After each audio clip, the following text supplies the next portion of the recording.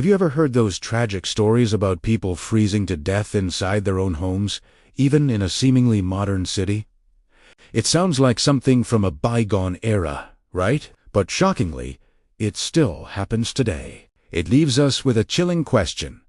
How is this possible? How can someone freeze in the one place they're supposed to be safe and warm? Today, we're going to explore the heartbreaking and complex reasons behind this phenomenon. It's not just about a broken heater. The reality is a tragic intersection of social, economic, and physiological factors that can create a perfect storm, leading to a silent and lonely end for some of our most vulnerable neighbors. Stick around as we uncover the layers of this issue, because understanding it is the first step toward preventing it. So, let's start with the most immediate cause.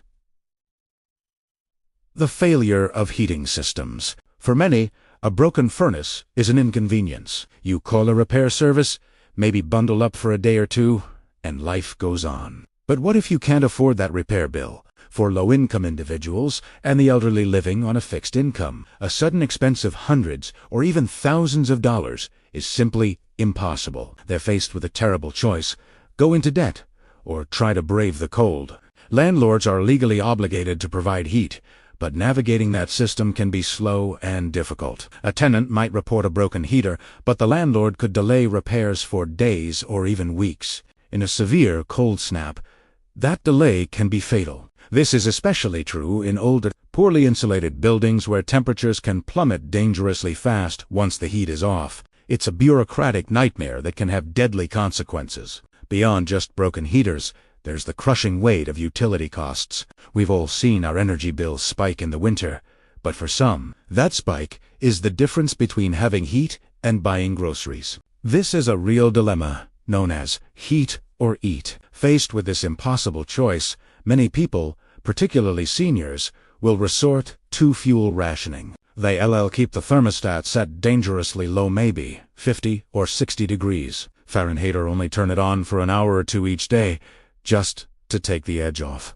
They might bundle up in layers and use blankets, thinking they can manage, but prolonged exposure to even moderately cold indoor temperatures, say in the 50s, can lead to hypothermia, especially for older adults. Their bodies are less efficient at regulating temperature, and they may not even feel how dangerously cold they're becoming until it's too late. This brings us to a crucial physiological factor: the unique vulnerabilities of the elderly. As we age, our bodies change. Our metabolism slows down. We have less muscle mass and body fat to act as insulation, and our circulation can become less efficient. All of this means an older person's body struggles to generate and retain heat. What a younger person might experience as just a chilly room can be a life-threatening environment for a senior. Furthermore, certain medical conditions common in older adults, like thyroid problems, diabetes, or heart disease, can further impair the body's ability to regulate its temperature. Medications can also have side effects that affect thermal regulation. The tragic irony is that the very people who are most susceptible to the cold are often the least equipped, physically and financially, to combat it. One of the most heartbreaking aspects of these stories is the profound social isolation that often accompanies them. Think about it. If someone has a strong network of family, friends, or neighbors checking in on them, a broken heater or a dangerously cold apartment is much less likely to go unnoticed. A son might call his mother and hear her teeth chattering. A neighbor might pop over and feel the chill in the air, or a friend might notice that their loved one seems confused or lethargic, which are early signs of hypothermia. But for those who are socially isolated, and this disproportionately affects the elderly who may have outlived their partners and friends, there is no one to check in. They are left to face the encroaching cold entirely alone. A fall or a sudden illness can leave them unable to call for help or even get to a warmer part of the house. This silence and solitude can turn a manageable problem into a fatal one. Then there's the often overlooked factor of mental and cognitive decline. Conditions like dementia or Alzheimer's can severely impair a person's judgment and awareness. Someone suffering from cognitive decline might not recognize the danger of a cold environment. They might forget how to operate the thermostat, or they may not even perceive the cold in the same way a healthy person would. They might feel cold, but be unable to connect that feeling to the action of turning up the heat or putting on more layers. In other cases, pride or a fear of being a burden can play a powerful role. Many older adults are fiercely independent and don't want to ask for help, even when they desperately need it. They might downplay the severity of their situation, telling concerned family members over the phone that everything is fine when, in reality, their home is dangerously cold. This desire to maintain independence can tragically lead to them suffering in silence.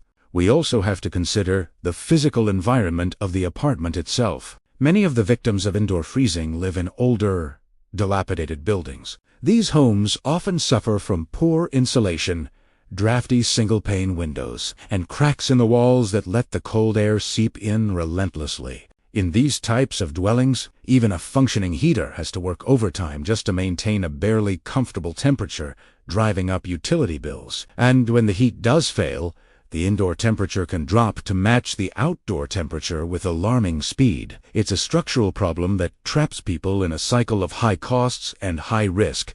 They can't afford to move, and they can't afford the massive energy bills, so they are stuck in a home that is fundamentally unsafe during the winter. So, what can be done? This is a complex problem, and it requires a multifaceted solution. On a policy level, there need to be stronger and more swiftly enforced regulations for landlords to ensure that heating is always functional. Utility companies can implement more robust protection programs to prevent shutoffs during cold weather, especially for vulnerable customers. Programs like the Low-Income Home Energy Assistance Program, or LIHEAP, are vital, but they are often underfunded and need more support to reach everyone who qualifies. These programs can help pay for heating bills, weatherized homes to improve insulation, and provide emergency furnace repairs. Expanding these services is a critical piece of the puzzle. But community action is just as important, if not more so. This is where we all come in. Simple acts of connection can be like check on your elderly neighbors, especially during a cold snap. A simple knock on the door to ask, "Hey, just checking in. Is your heat working okay?" can make all the difference. Offered to run an errand for them, so they do you and they have to go out in the icy weather. When you call your older relatives, ask specific questions instead of "Are you okay?" Try, "What's the temperature in your house right now?" Or "How are you staying warm?" Pay attention to signs of confusion, drowsiness, or slurred speech, which could be early symptoms of If you suspect someone is in danger, don't hesitate to call for a wellness check from local emergency services. You are not being a nuisance. You could be saving a life. Many communities also have warm banks, or heating centers, public spaces like libraries or community centers where people can go to warm up during the day. Promoting awareness of these resources is essential. Local charities and faith-based groups often organize programs to deliver space heaters and warm meals to those in need. Volunteering for or donating to these organizations is a direct way to help protect the vulnerable in your community. It's about rebuilding the social fabric and creating a culture where we look out for one another, where no one is left to feel alone and forgotten, especially when their life is on the line. Ultimately, the phenomenon of people freezing to death in their own homes is a profound indictment of the cracks in our social safety net. It's a story about poverty, aging, isolation, and infrastructure failure. It's a quiet tragedy that unfolds behind closed doors. But it doesn't have to be this way. By strengthening our policies, funding essential services, and most importantly, fostering a sense of community responsibility, we can prevent these needless deaths. It starts with awareness and ends with action. Check on your neighbors. Support local aid programs. Advocate for better housing standards and utility protections. Let's make sure that everyone's home is a true sanctuary, a place of safety and warmth, always. Thank you so much for watching and for taking the time to understand this important issue. If you found this video insightful, please give it a like and share it to help raise awareness. And don't forget to subscribe for more deep dives into the topics that shape our world. Stay safe and stay warm.